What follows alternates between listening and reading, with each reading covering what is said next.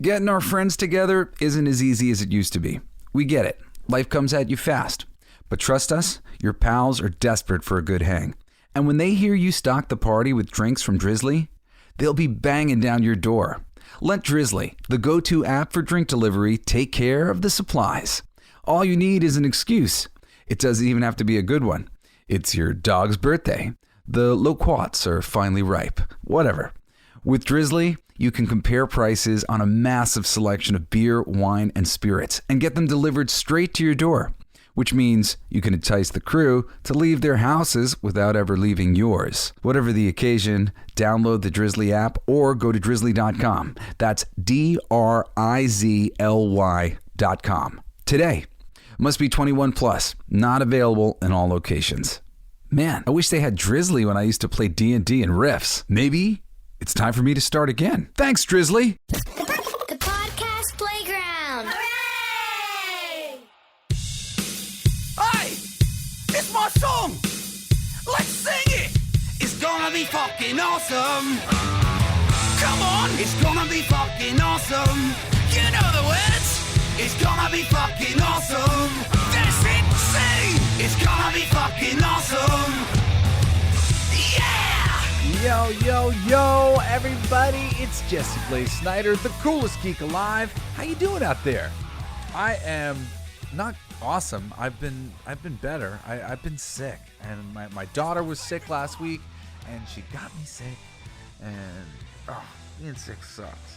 So I haven't been sleeping very good. And, but the show must go on. So here I am today. And, oh my God. Is everybody following any of the story here with, Disney stock at an all-time low and, Bob Iger? Let me frame a couple of these things for you in case you don't know anything about this Bob Iger and Chapek situation. Bob Iger came into the company. He did what a good CEO is supposed to do. He bought a lot of stuff. And, he bought PIXAR, he bought Marvel, he bought Star Wars. They had already bought the MUPPETS. And now he's destroyed everything. Yeah, he's destroyed everything. It's pretty good.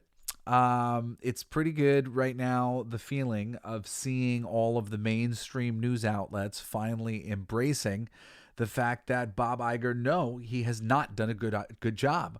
I got into an argument with my friend the other day who's a big Bob Iger fan, and I think sometimes we get blinded by like ideology and politics kind of thing. If we perceive somebody to be on our side, we don't necessarily evaluate what they're doing the same way because we might try the same things. But you have to be mindful of your audience, and Disney is a family brand first and foremost. It is not an unreasonable thing for families to ask not to talk about sex on any level, any way, shape, or form. So they've been playing this little deer in the headlights thing with, I don't care. It's not a big deal in my household, but they're eroding the fan base that they have as a company. And they're basically introducing a one step towards discussing sex with young children that parents don't want to have. We want to have those conversations like as late as humanly possible. I mean, when it makes sense, we don't want our children to be stunted in their growth or anything, but in general, we're trying to mold them as people before they start, if they're boys, all of a sudden, hormones kick in and they are lost forever to the sea of the hormones. Really as parents, you don't want to encourage any real discussion of that at that age. So it's just sort of inappropriate. It'd be one thing if they were a company that was making more adult-oriented content and all their adult-oriented content had as much sexual preference inclusion as humanly possible. But that's not what's happening. This is a family thing, and all of a sudden we're talking about sexual orientation and all the specifics of stuff. Generally speaking, I think I've said before, I'm somewhere on that silly spectrum of the LGBT. There's just so many. It's just don't we all think it's like silly? It's gotten silly. It should be taken very seriously, like as a simple thing of like everybody should respect people's preferences. Period. But like it doesn't have to become this circus of everybody, just billboarding their individual proclivities that make them unique in that way. That's like a private thing. I don't like everything in my life to be about sex. I don't know if that's just me. I suspect it's a lot of people. This is something that was a problem for Bob Chapek. So Disney's been playing a really dangerous game, and there's money that plays into this. And when I say Disney, it's Bob Iger, the one who's been running the ship. For a few years, we had Bob Chapek, who came in to take over.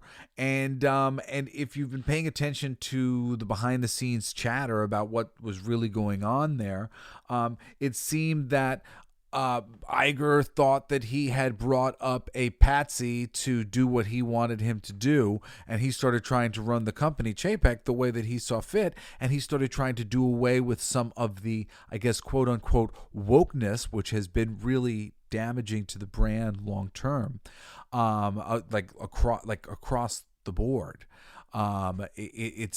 We've seen a repudiation of what you call wokeness, with Budweiser boycott and all these other things. This stuff has been happening in the success of these films and the toys and the merchandise that they don't sell because of all these games that they're playing with all of the ideology. And recently Bob Iger came out and he said, we got to dial down the volume of the culture war. He said something similar not long ago. He's said this multiple times. He has no interest in that. When you do interviews with him about some of this stuff, he talks about how there are some things that are just too important not to do, and I don't consider them political issues and whatever. Unfortunately, there is a very strong debate about these things, and it's a very political thing. And Bob Iger, you are destroying Disney by being partisan as a company. Your company shouldn't have any partisanship. It should just be a company for everybody. And should be looking out for everybody's best interests and not making sweet deals with, there was an article that was out recently about how a certain deal that got made was all about Bob Iger getting access to the Obamas or something like that because he has political aspirations. Political aspirations and entertainment do not go hand in hand. He's demonstrated that he is not a good creative person. Look at this situation with PIXAR. The answer to the PIXAR question is that they're going to make more sequels. Do you hear this? That's what they're doing with PIXAR. To save, we're going to focus on sequels to existing PIXAR intellectual property. So you destroyed PIXAR, and now you're just going to make sequels from the corpse of PIXAR.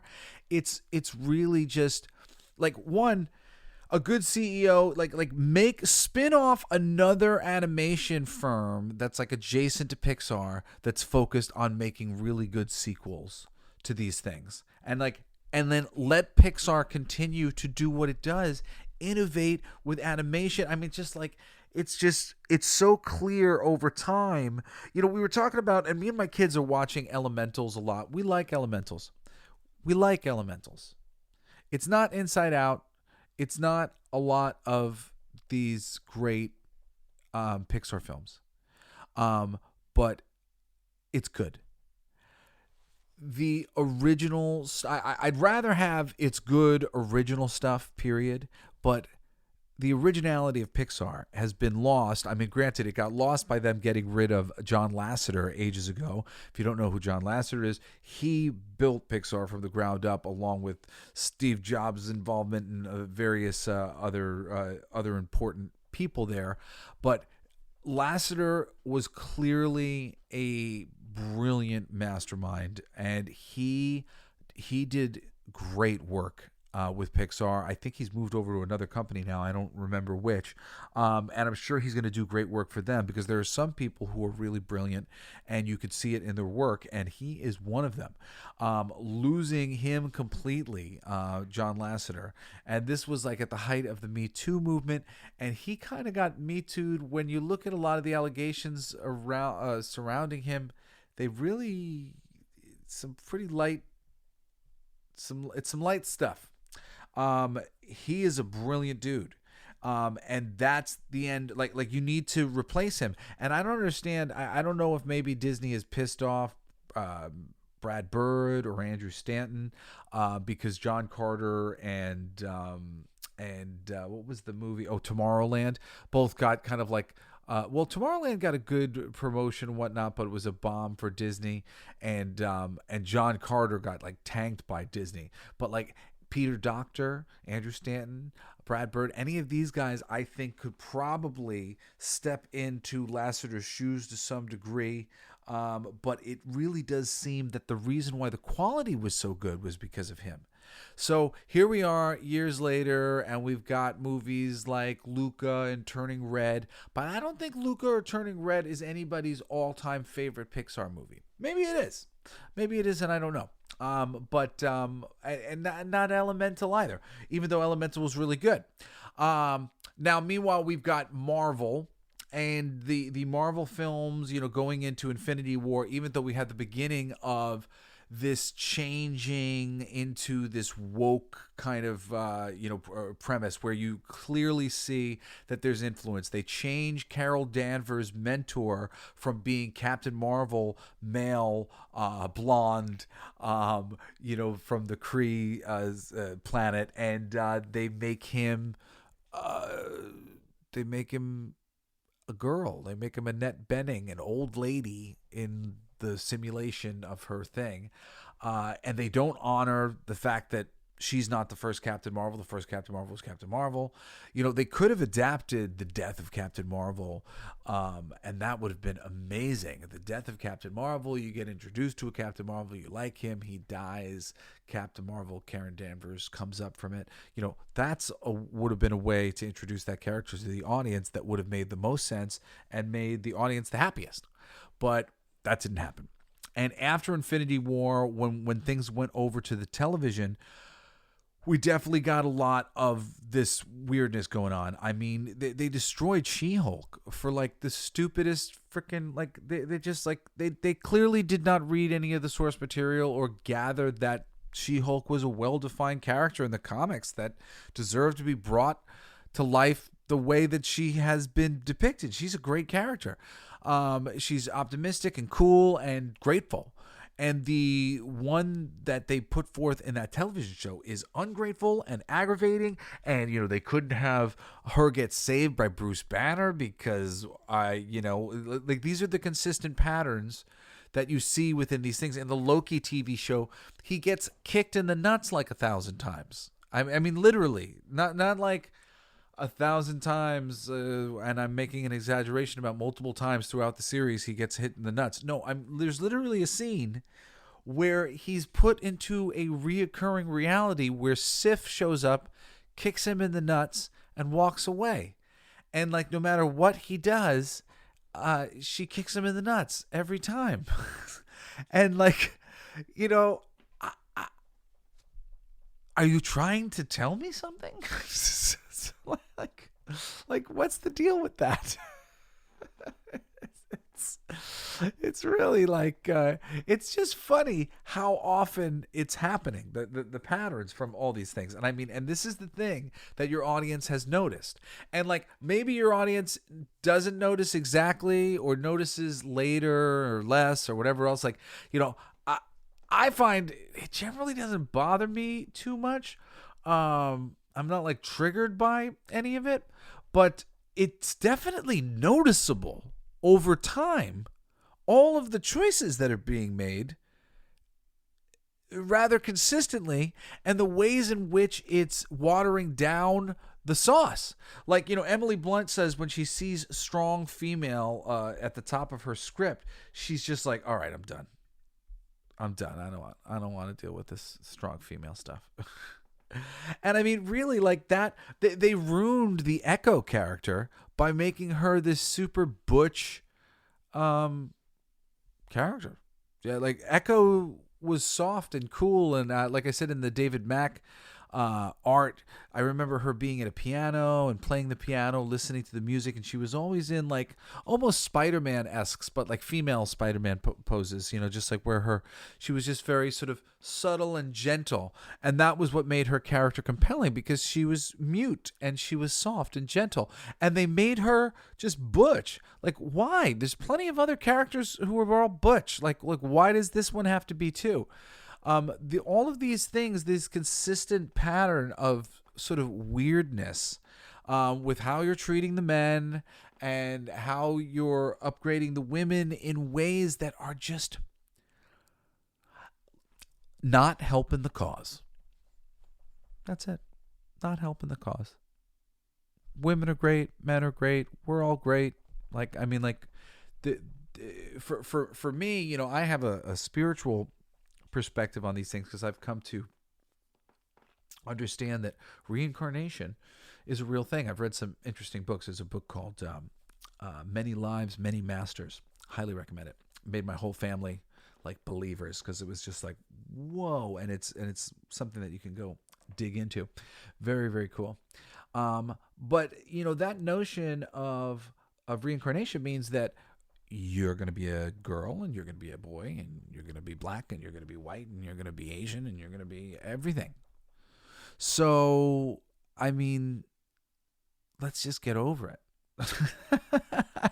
I mean, and like, you're going to be all the animals, and you're going to be the trees, and like, we're going to be everything. Our energy will be recycled into more things.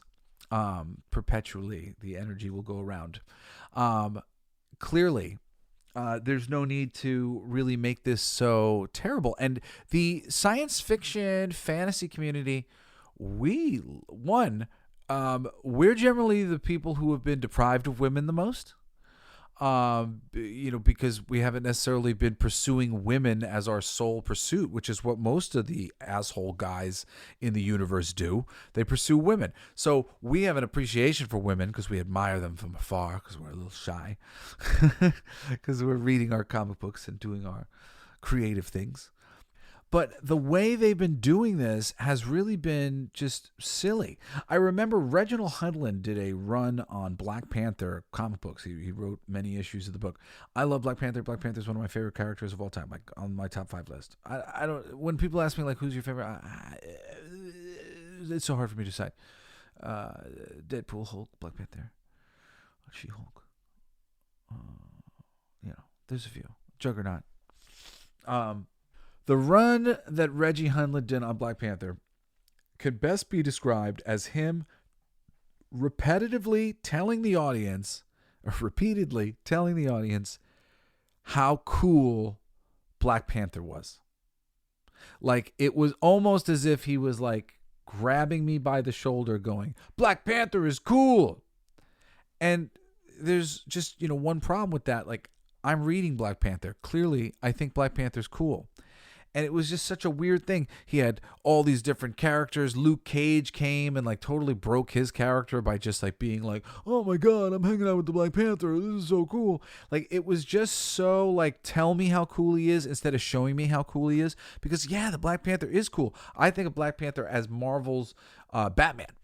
And, not getting Black Panther done like Batman, where he's like just, he's cool and he's showing up and he's mysterious and all those cool things. Like, I love Black Panther for all those reasons. Well, actually, I really love Black Panther because he's a king and he has to, hold himself to like a moral responsibility, but also he has to hold himself responsible to his constituents.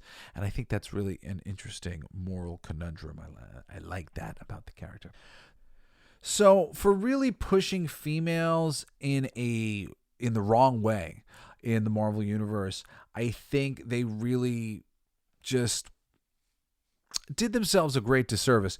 It is a boys brand. It's a macho brand, to some degree. It's a masculine brand, bringing all of this it's not really, you didn't really bring any feminine energy to it. You just sort of shoehorned in a lot of women and made them out masculine the other masculines and emasculated your men. And that was really what's happened, with the Marvel Universe. I think the emasculation of the Marvel Universe has been the biggest problem. And all of these things have been signed off on by Mr. Iger and his ESG score money. And ESG, if you don't understand, it's like some money that you can get if you are doing things in a way that the money would like you to as far as society is going. And it's major in like total inclusion, perfect equal inclusion across the board of everything. I don't know about you guys, but like I just always like a natural thing, I mean, like I don't want all the black guys taken out of the NBA so that it can be inclusion NBA. I want the best basketball players to play. I want the best football players. I want the best comic book writers. I want the best filmmakers. Don't we want the best and not just this forced inclusion thing? I so hate when the government just gets involved in things and like this ESG money, the way it gets implemented. There are ways to do this. Unfortunately,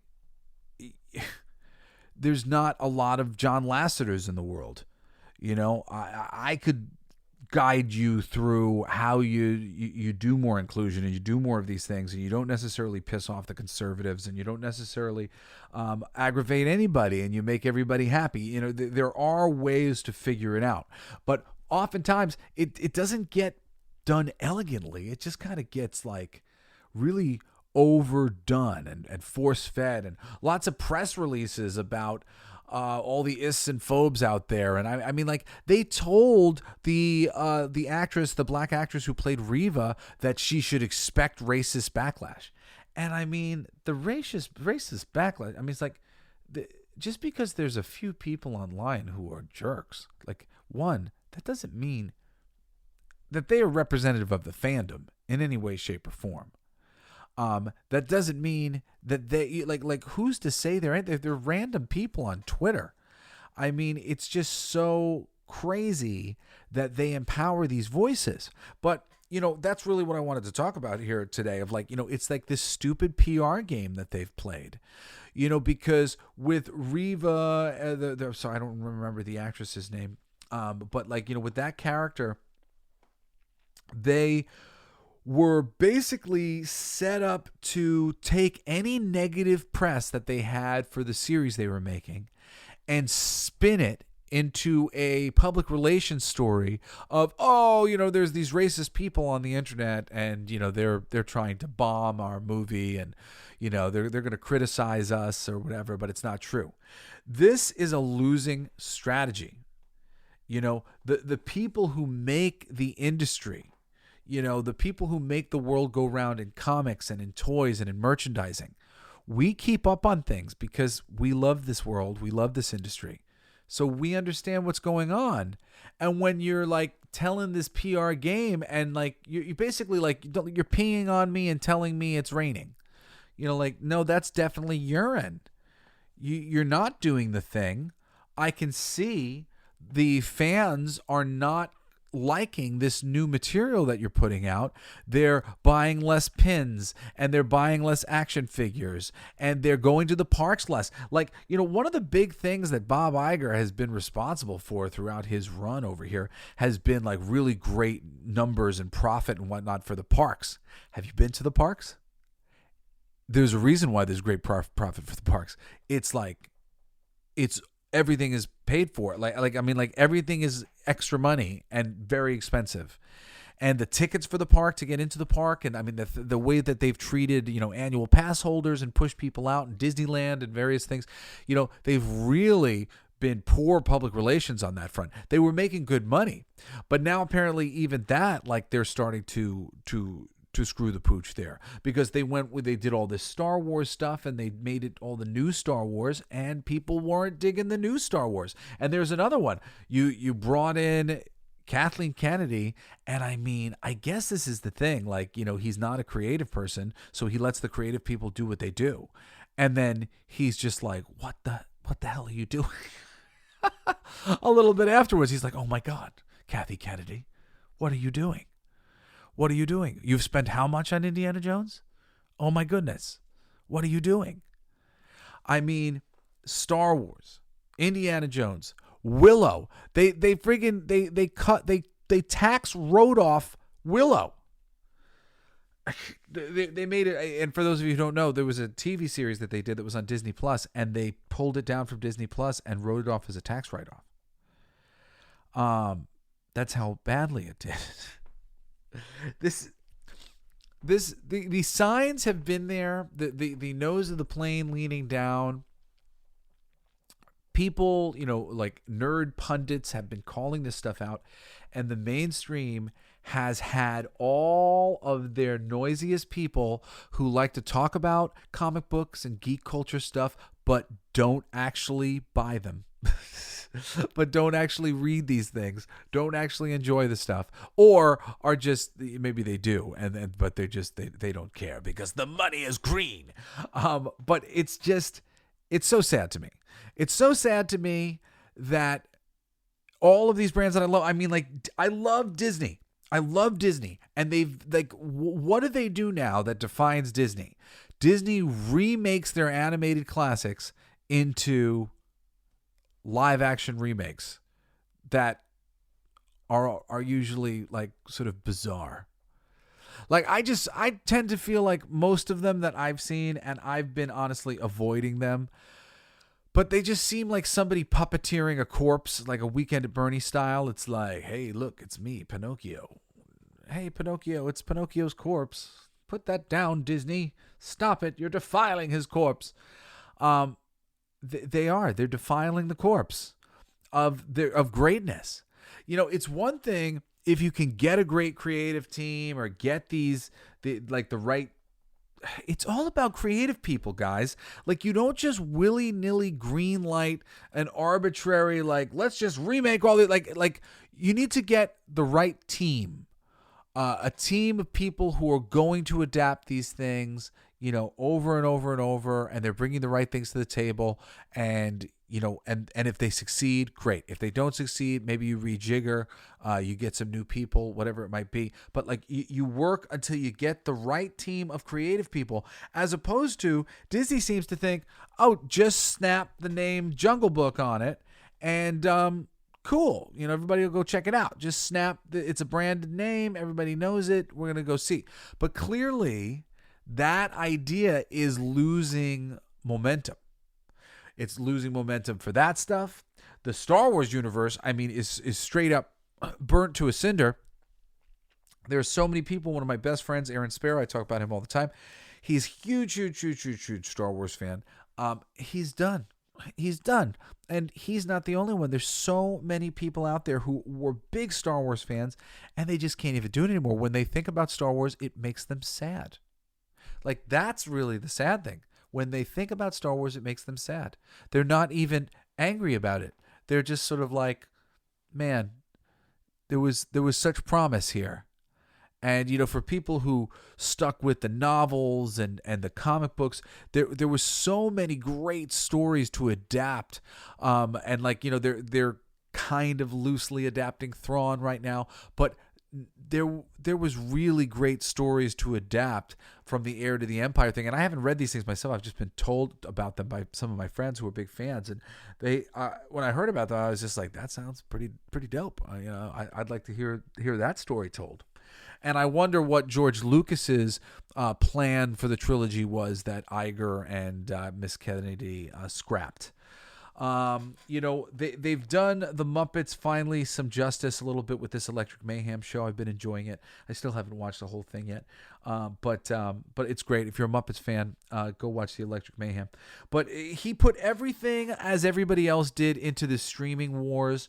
Bob Iger did. He put his name on the Disney Plus bit of like, here's me, and this is going to be my definitive thing. But all these years later, after the streaming wars have come and gone, and we're just getting back into a new situation. It's so clear that this person has let his politics get in the way of profitability for the company, and all the people in the business should be very aggravated with him. Me personally, I don't like divisive politics. I'm not a Republican. I'm not a Democrat. I'm in the middle somewhere. I have individual thoughts on all things. I have friends who are Republicans. I have friends who are Democrats. Many friends who are none of the above or whatever. It doesn't matter to me. But divisive politics, politics that separate the audience into groups, and destroy the shared experience that was there yesterday when there was no partisan message going through all of this geek culture loveliness. And I include, Disney animation and all these things that's a fandom. I am a Disney fan. It's an absolute fandom. And there's so many fandoms within it. I mean, I'm a huge Darkwing Duck fanboy. Yeah, I love that. I love the Rescue Rangers. And even the newer ones. I love cartoons, and I love the characters of Chip and Dale. From back in the day, and the earlier cartoons that were made, and Mickey and Goofy. I love all those old Goofy cartoons. I'm a huge Disney fan, and I'm like a Disney kind of history buff and historian. I love Walt and his vision for the future. He was a real inspiration. He was the whole reason why Disney is Disney was because of him, of Walt Disney and his vision. He was a visionary. He was looking towards the future. I know a lot of things have tried to come out recently and paint him as some sort of closet racist or whatever else, but at the end of the day, that man talked about a brighter tomorrow all the time. I mean, you go to Disneyland, and what are the many lands? Tomorrowland. Go to Tomorrowland. That dude was a future thinker, a futurist. I love Walt Disney. I always will, and I really look up to him immensely. I was very happy with Bob Iger when he first bought these brands. I thought that was wise to get Marvel. I was a little nervous that the Star Wars brand would overshadow the Marvel stuff, and I didn't feel like he needed the Star Wars if he had Marvel. But it clearly, the whole thing has just been diminishing returns. I mean, what do we have to show for it in the Star Wars universe? We've got the Andor series, which nobody watched, which was really good. We got that Rogue One movie, which is awesome. And then we've got their trilogy, which stinks on ice as a trilogy.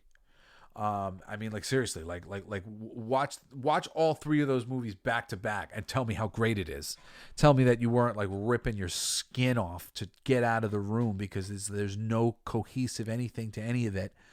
It's just three little installments of stupidity. I'm sure George Lucas was not happy. And the Solo movie, which was okay, I think when you bring in good creative people to do something and then you fire them midway through and bring in some other good creative people to try to right the ship, it's just never a good recipe. Joss Whedon coming in for Justice League clearly wasn't a good recipe. There's times to stick with the horse you're riding, and there's times to change horse, and it's called way earlier in the process. So I don't know what happened behind the scenes there, but I mean, this is the thing. And then we switch over to our TV shows. We get 2 great seasons of Mandalorian, and then we get Boba Fett disaster. Obi-Wan, which I just thought was so stupid for the most part. I'm sorry. I know some people liked Obi-Wan a little bit, and I know some are enjoying Ahsoka. I always want to say Osaka, Japan. Ahsoka. I have to say it now to make sure I say it right. Ahsoka. But I skipped Ahsoka because I hated Obi-Wan, and I just feel like it was very infantile and stupid. And I expect more from these things. I want really great stories to be told in these universes. There are situations, premises, whatever you want to call it, that exist in those universes that are really interesting and deserve to be explored. They're not scratching that itch, though, for me. And I tend to feel like a lot of the people who they're scratching that itch for, you guys just have a little bit of a low standard for how great these things can be. And I'm not like trying to diss you. I just mean I have such a high standard for how great these things could be. It's very hard for me to look at, a 6 and be like, oh yeah, it's a 9. Like, no, I know what a 9 looks like. I know what a 10 looks like. I got to blow my nose. Okay, let me look at my notes here. Bob Iger and Disney, a masterclass in losing the PR game by playing it too hard. How to lose the PR game. Quiet the noise. He already said that. It doesn't mean it. Yeah, no, he doesn't mean it. Taika Waititi. Oh, yeah. So we got the latest comment from Taika Waititi. And I love Taika as a creative person. He's amazing. But he needs to shut the fuck up when it comes to Thor and his disrespect to the mythology here. You got to be a reader. You can bring in Taika to do the thing, but you got to give him the issues that you want to adapt. You got to go, hey, we want to adapt a version of this story, something in this vein. You got to give some guideposts to these people.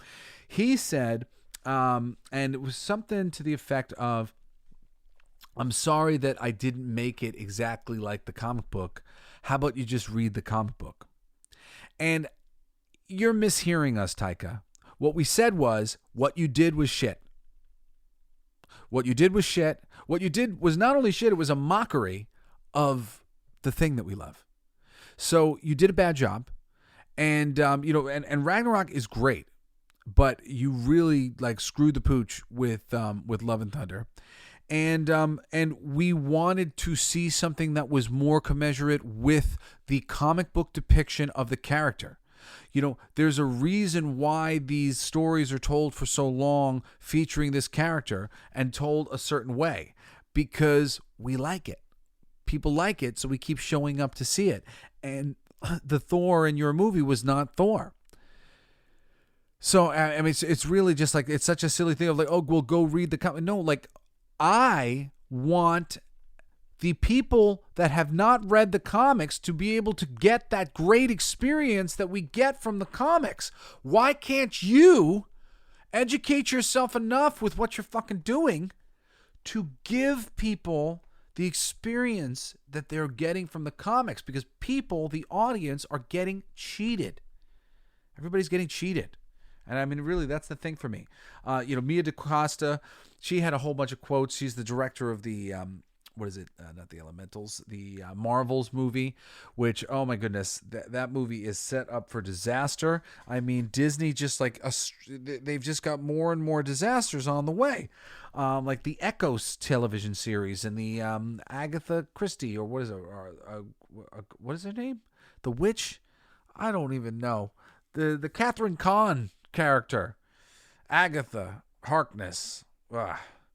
Yeah, no. Well, Mia DaCosta, she was basically the whole thing just made it all seem so petty and silly, and she's running around backstage and she's pitching him on stories and stuff, and I'm pitching him on some things, and he's pitching, and she's clearly not a comic reader. So what's she pitching them on?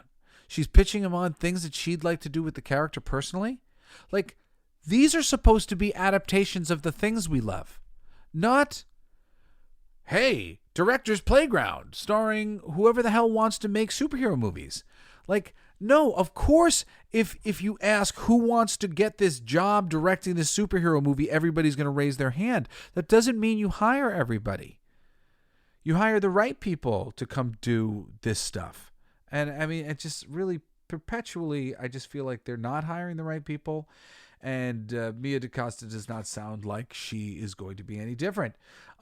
She seemed to think that her new movie is quite different in how silly it is. But I think we've been getting plenty of silly in all of the Marvel Universe offerings to date. I mean, like for me, like America Chavez's inclusion in Doctor Strange and the Multiverse of Madness is like, oh my God, she is such an eyesore. I can't stand her freaking costume in that movie. It's such a cool, it would be such a beautiful looking movie if she wasn't standing in every freaking panel of that film. It's just like, ugh. And like at the end of the movie when Charlize Theron shows up in the Great Clea costume, oh man, and you're like, oh cool. Imagine somebody who looked like this was next to Doctor Strange for the whole movie. Why did we have America Chavez introduced into the freaking Marvel Universe this early? I have no idea other than the inclusion and all the other stuff that I was talking about. Like these are so many mistakes. It's just like so much stuff that they could, like, I mean, seriously, it's just like they could have been laughing all the way to the bank. It's just ridiculous. The failure to capitalize on Han, Luke, and Leia in a scene together before they started dying. You know, like, I mean, it's just like, it kills me. It kills me all the lost potential in the things that I love, starting with the Muppets. So I said lying about profits. Oh, yeah. I mean, they're constantly playing this numbers game with all these streaming services. You know, Netflix doesn't exactly tell you its number. Nobody tells you the numbers. And I mean, this is the whole thing of why this strike has been going on and them like, you know, them being a little sketchy about the numbers. I mean, I would love to see see a world where the numbers were transparent because they would just prove me and my friends right all the time. Because we are your consumer. I am your consumer. You guys are their consumer. You know a little something. And like, don't for a minute make you think that you don't. You know, like just as somebody who goes to the store, you have an idea about what is hot at any given moment. You know when Pogs are a thing or Beanie Babies are a thing or, you know, whatever the craze of the moment might be. As you get into, you know, more modern things like Poppets and stuff like you're aware of what's a big game if you're a gamer. You're aware of what's big toys if you're a toy guy. There's a lot of ways to be a little bit of an expert on something simply by being a consumer. So don't sell yourself short out there when all the PR is trying to tell you an opposite of what you know to be true based on what you're seeing in the stores around you. Ahsoka most recent Samba was right. Oh, like they keep playing this ratings game with they'll have all these PR ways of kind of looking at some of their ratings, and they'll say things in interesting ways to try to make it look like it's better than it is when the ratings aren't good. Like case in point, right now, Ahsoka's the ratings are not very good. A lot of people like me have bailed out because of the previous things that they didn't enjoy. And now here you are. And they were saying that, like, you know, the numbers were such and such, and then Samba's TV numbers were purported to be right, which were less than what they were saying. So it's this PR game that they're playing. They have a lot of money, Disney, so they can put a little bit of money. They own all the access media. They own the access media. They've got Marvel, they've got Star Wars, all these things. So they own these people. Everybody wants access to these films. So they basically control the news narrative for all these things, and they have the money to get and power to put things into the trade magazines and all this stuff. And I mean, you know, I follow different trade magazine stuff and different games that are being played by CEOs and stuff, and pissing contests that are going on. And Bob Iger definitely is involved in some of that stuff, as you see what happened with Bob Chapek. If you get a little deeper into some of the things that went on there, clearly there was a little bit of weirdness. I mean, Bob Chapek was fired like late at night while he was at an Elton John concert over the weekend. So like weird kind of behaviors. I don't know if it was over the weekend even, but maybe it was. I'm not sure. I didn't write notes about that before. So let's see. So spend less, make less with Marvel. They're going to make less films and they're going to spend less on them. Well, spending less on the Marvel movies is a great idea. Focusing more on quality of the Marvel stuff is also a great idea. But they've super eroded the interest in their stuff. They're going to have to deliver something awesome to get the audience back. And I think that's just absolutely the truth. Focus on sequels with Pixar. Again, I think this is the most ridiculous thing ever. I think you get John Lasseter back, or you upgrade one of the wonderful creative people who are responsible for some of the greatness at Pixar, like your Peter Doctors or Andrew Stantons, and you maybe make a studio within Pixar that's focused on making sequels and do like a good sequel at a time and keep focused on Pixar being Pixar. This is basically an admission of Pixar being lost, and you spent all that money on just the IP that it had already generated. And I don't know if you're as right as you think you are about how evergreen it's going to be, just remaking Toy Story films forever. Maybe. I mean, I actually really did enjoy the fourth one. Okay, but definitely, like I thought 3 was a really good ending. So I mean, I was kind of happy to end with 3, but I did enjoy 4. We'll see how this sequel strategy plays off. But in general, I'm not excited about it, and I would rather see Pixar continue to be the studio that it has always been. And what is Disney Animation Studio doing anyway? Where's the next, princess film or whatever else? I mean, you guys brought Fox a while ago, and there were so many things that you could have done to really make that a big deal. Like Anastasia is an animated film, a classic with Meg Ryan in it, and it's an awesome one that you now own through Fox. Like, why not re-release it into theaters and clean the animation and do a little thing and say reintroduce Anastasia to the princess, the Disney Princess Library? Like, that would have been really dope. There were so many things that could have been done. I mean, they have the Aliens and Predator now. And granted, just like I think Disney doesn't know what to do with some of these Fox things, because it's like, we've got the Aliens and Predator now. What are we supposed to do? They were given to Marvel. Marvel Comics has been publishing some Alien and Predator stuff, and I mean, I think having some real fun with it. Aliens and Predator in the comics are just always super, super fun crossovers with various superheroes and whatnot. So it is kind of cool to see that as a possibility of them getting into the Marvel or the DC universe. Let's see. Problems in Florida, staying in politics. Oh, that's the other thing.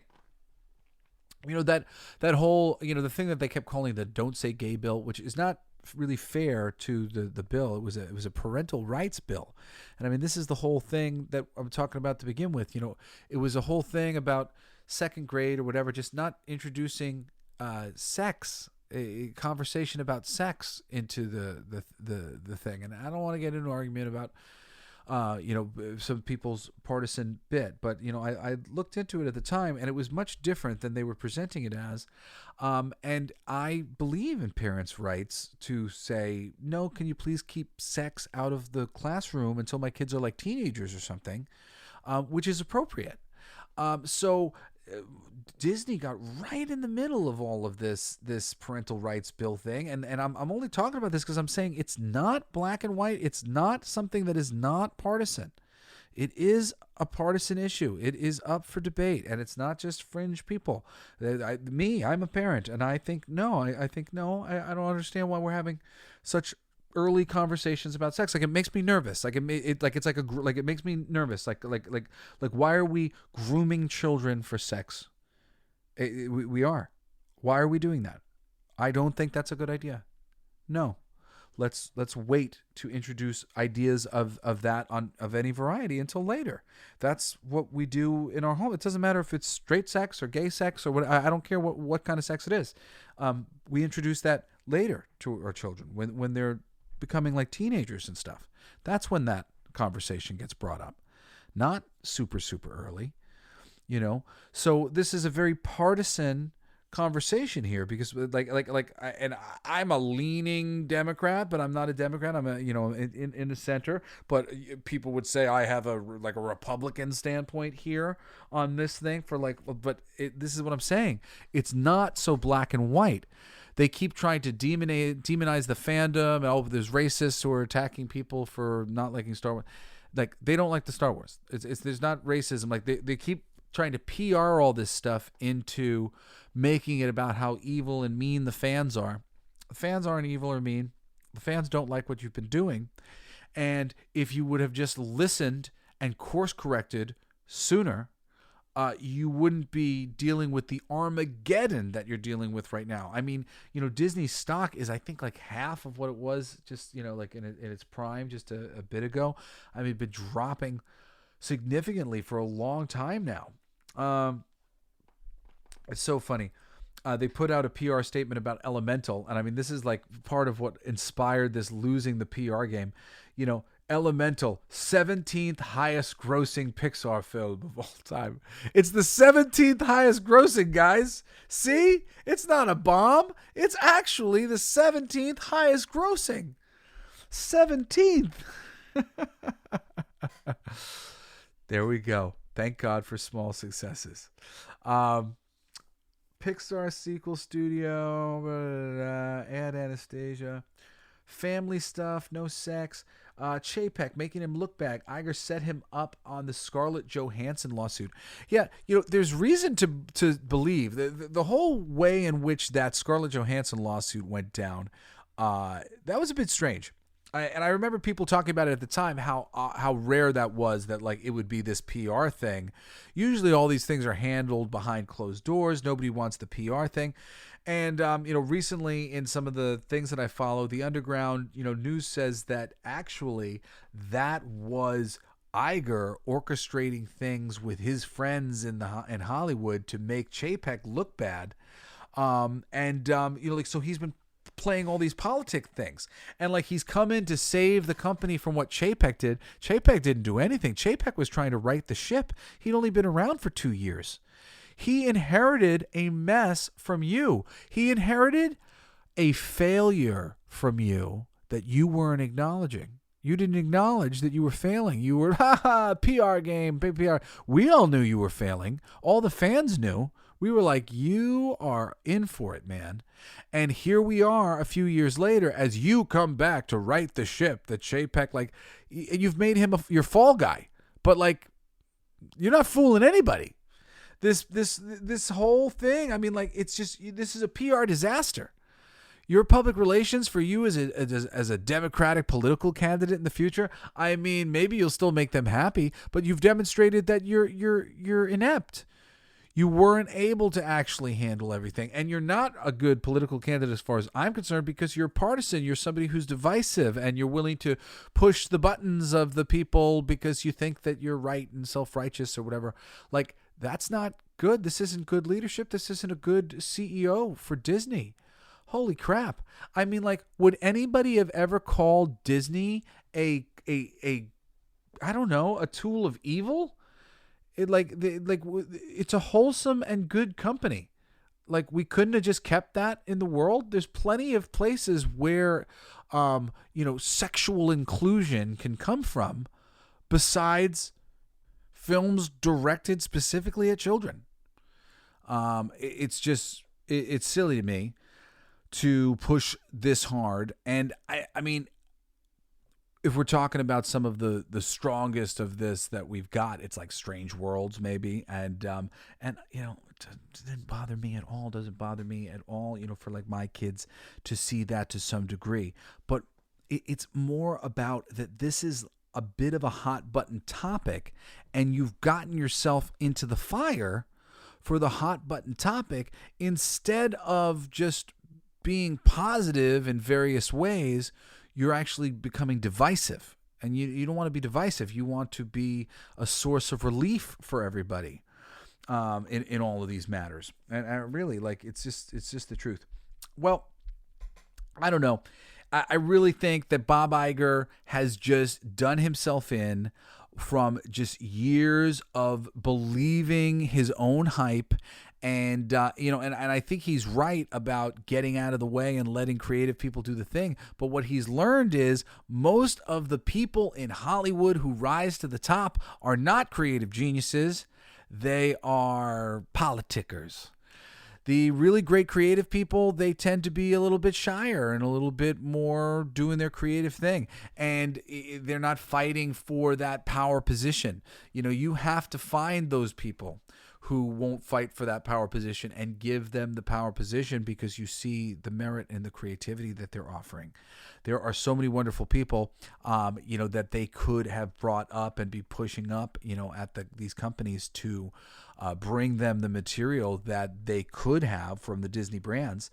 But honestly, I am very nervous for the future of Disney.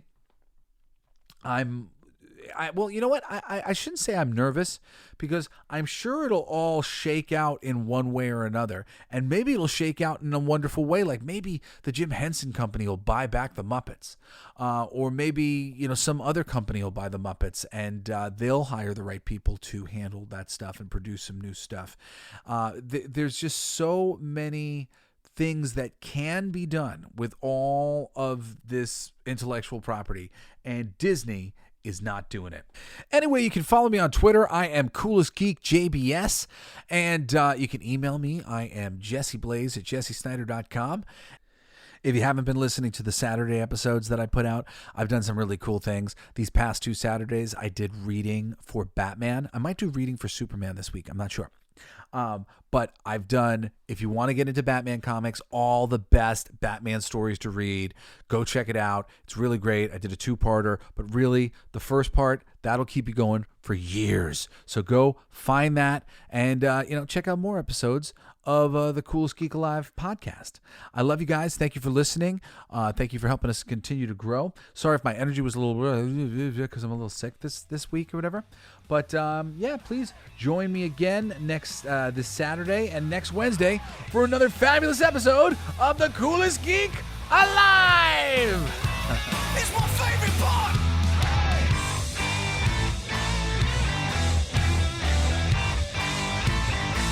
Isn't that heavy?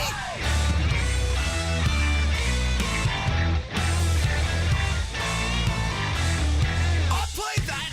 It's gonna be fucking awesome. Coolest alive. It's gonna be fucking awesome. Stay with your tribe. It's gonna be fucking awesome. Revenge of the Geeks. It's gonna be fucking awesome. Week after weeks. It's gonna be fucking awesome. Laughing with you. It's gonna be fucking awesome. And crying sometimes too. It's gonna be fucking awesome. Spelling it out. It's gonna be fucking awesome. Making you shout. You've been listening to Coolest Geek Alive with me, your host, Jesse Blaze Snider. Don't forget to rate, comment, and subscribe for more excellent geek culture content. Thanks for listening.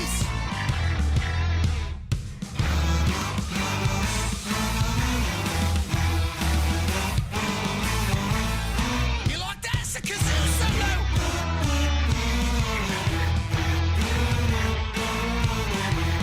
I played that too. It's gonna be fucking awesome. Talking some shit. It's gonna be fucking awesome. Living your shit. My voice gonna be fucking awesome. Food in our mouth. It's gonna be fucking awesome. Get in the mouth. It's gonna be fucking awesome. Tell all your friends. It's gonna be fucking awesome. Call right or text. It's gonna be fucking awesome. Raising the bar. It's gonna be fucking awesome. Straight to the stars. It's gonna be fucking awesome. It's starting soon. Straight to the top of the awesome. Passing the moon. It's gonna be fucking awesome. On with the show. It's gonna be fucking awesome. Ready, set, go. It's gonna be fucking awesome. Fucking awesome. It's gonna be fucking awesome. Just wait. You'll see. You'll all see. The podcast playground.